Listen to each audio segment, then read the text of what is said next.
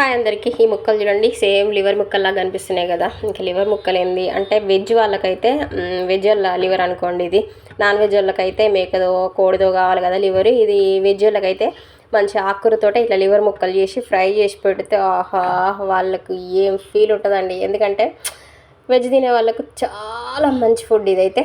ఇంకా దీనికోసం అయితే నేను 2 పెద్ద కట్టల ఆకుకూర తీసుకున్నాను. ఈ ఆకుకూరకైతే చూడకుండా మస్తు ఏమంటారు మస్తు మట్టి ఉంటుంది. అందుకోసం అయితే అవి దొడ్డు కాడలు తీసేసి సన్న కాడలు ఉన్నా పర్లేదు మంచిగా 4-5 సార్లు ఉప్పు వేసి వాష్ చేసుకోవాలి. వాష్ చేసుకున్న తర్వాత అది పక్క పెట్టేసుకొని మొక్కుడో గిన్నె ఏదో ఒకటి పెట్టుకొని మంచిగా నీళ్ళు బాగా మరగబెట్టాలి. నీళ్ళు బాగా మరిగేటప్పుడు ఈ కడిగి పెట్టుకున్న ఆకుకూర తీసి ఆ వేడి నీళ్ళలో వేయాలి. వేడి నీళ్ళలో వేసిన తర్వాత ఎక్కువసేపు ఉంచొద్దు.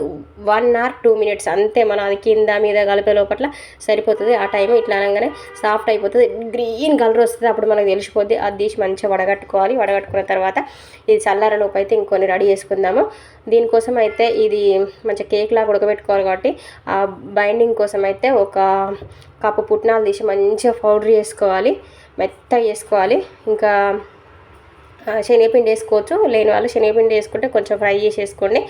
ఇంకా ఈ పిండి మంచిగా మెత్తగా పట్టి పక్కకు పెట్టేసుకొని అదే జార్లో కొంచెం జీలకర్ర, కొంచెం వెల్లుల్లిపాయలు, కొంచెం అల్లము కట్ చేసేసుకొని 4-5 పచ్చిమిరపకాయలు అవి కూడా వేసుకొని ఇంతకుముందు మనం ఈ పక్క తీసి పెట్టుకున్న తోటకూర ఉంది, అది చల్లారిపోయి ఉంటుందిగా.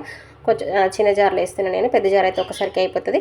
కొంచెం వేసుకుంటా మెత్తగా పేస్ట్ చేసుకోవాలండి. మంచిగా సేమ్ వీడియోలో చూపిస్తున్నట్టుగా ఇట్లా మెత్తగా పేస్ట్ చేసుకొని ఒక గిన్నెలో వేసుకోవాలి.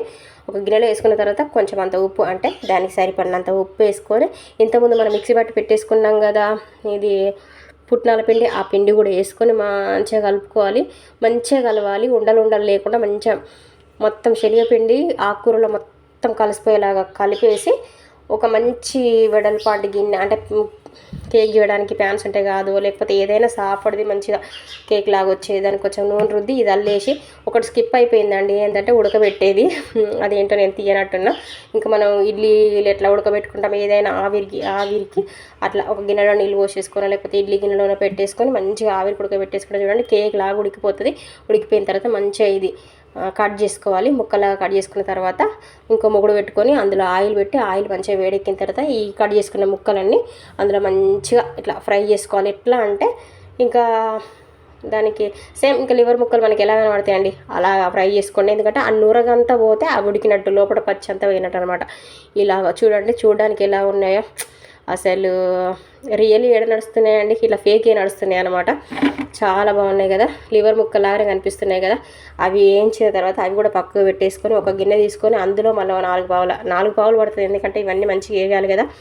ఇంకా 4 పావుల నూనె పోసుకొని నూనె వేడెక్కిన తర్వాత జీలకర్ర వేసుకొని మంచిగా సన్నగా కట్ చేసి పెట్టుకున్న ఉల్లిపాయలు, పచ్చిమిరపకాయలు, కరివేపాకు, పసుపు, ఉప్పు వేసి మంచిగా మగ్గనియాలి. అవి మగ్గలో పీజు చూడండి చల్లారుతున్నాయి ఎంత బాగున్నాయో. ఇంకెందులోనే అల్లం వెల్లుల్లి పేస్ట్ కూడా వేసి మంచిగా కలుపుకోవాలి. మంచిగా ఫ్రై అయిన తర్వాత ఇంత కారం వేసుకొని ఆ కారం కూడా మంచి కారం వాసన పచ్చి వాసన పోయేంత వరకు అది కూడా ఫ్రై చేసుకొని అందులోనే ఒక బౌల్ మంచిగా పెరుగును చిక్కగా గిల కొట్టుకొని అది కూడా వేసేసుకోవాలి. ఈ పెరుగు నుంచి ఆయిల్ సపరేట్ అయ్యేంత వరకు మంచిగా ఉడకబెట్టుకోవాలి. చూడండి ఆయిల్ ఎలా సపరేట్ అయిపోయిందో.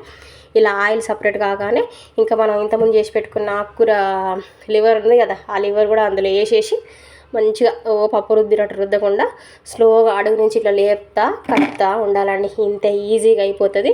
వెజ్ తినే వాళ్ళకి ఎవరన్నా మనకి ఇంటికి గెస్ట్ వస్తున్నారు అట్లా అంటే వాళ్ళు వెజ్ తినే వాళ్ళైతే వాళ్ళకు పెట్టండి, సర్ప్రైజింగ్ ఉంటుంది. నెక్స్ట్ టేస్ట్ కూడా చాలా బాగుంటుంది.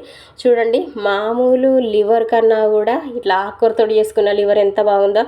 ఏదైనా అంతే కలికాలం, రియాలిటీ ఎక్కడుంది. ఇలాంటి ఫేకే బాగుంటుంది అనమాట. ఈ ఫేక్ లివర్ ఎంత బాగుంది చూడండి. నార్మల్ లివర్నే డామినేట్ చేసే అంత బాగుంది ఈ లివర్. ఈ కలికాలం ఇలా నడుస్తుంది అనమాట. చాలా బాగుంటుంది. మీరు కూడా ట్రై చేయండి. ట్రై చేసి కామెంట్ చేయండి. వీడియో నచ్చితే లైక్ చేసేయండి.